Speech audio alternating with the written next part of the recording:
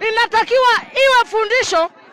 Kijana kama huyu mdogo amejitutumua, ameenda kufunga ndoa na mke wake, akaanza kuilea familia. Alafu mtu anakuja, mtu labda na wazifa wake na nini, anachukua kisa na hela. Hela sio kitu. Vipi maumivu au kijana utatufundisha nini jamii ukiondoka ovyo ovyo hapa?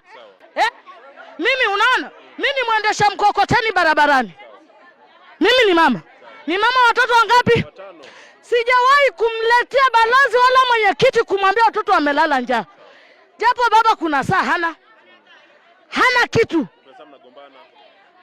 Tunagombana, lakini kuna saa nasema hili taifa la kesho nitapeleka wapi hii aibu? Umenisoma? Sasa ni vipi maumivu ya huu kijana? Moyo unauma, japo hela itatumika, lakini pesa sio kitu. Kitu ni utu. Ukipata hela yako kula, futa mdomo, usinyanyasie mwenzako. Uongo kweli? Maumivu tunaachwa, mengine tunanyamazia tu wanyonge. Inauma. Hivyo tu. Hatuna watetezi. Uenda mengine tunajinyamazia, tuna pa kutoa nyongo zetu. Inakuaje? Mimi huyu baba sitamuacha. Paka labda. Yaani simuachi. Sitamuacha. Amenipa watoto, naitwa bonge ya mama. Hivyo tu. Hiyo mimi kwa kweli mimi siwezi kutambua kwa mwanamke kuolewa mara mbili, kwa sababu mwanamke akishaolewa na mwanaume mmoja, ule mwanaume mmoja ndio mume wake halali.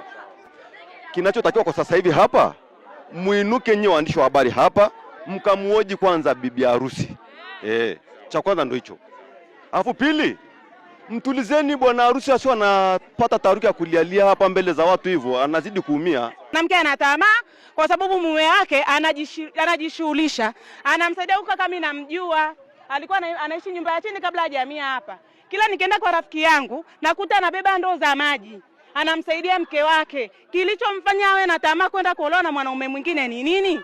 Shida ni tamaa, na mwenyekiti ni mlaku wa wake za watu. Ina maana sio kwa huyu, kuna wengine. Ina maana na mambo mengi machafu, sio haya tu. Mwenyekiti huyu ajirekebishe na tumhitaji. Ina maana mimi leo nikapata tatizo, nikaenda kwa mwenyekiti, nina shida yangu, labda nimegombana na mwenza wangu, akaniambia jistiri hapa. Ina maana atanigeuza mke.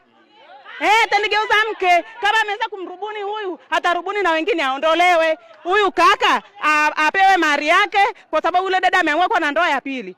Apewe mali yake, akawa mtu mwingine, huyu abaki na huyo mwanamke. Mwenyekiti abaki na huyo mke.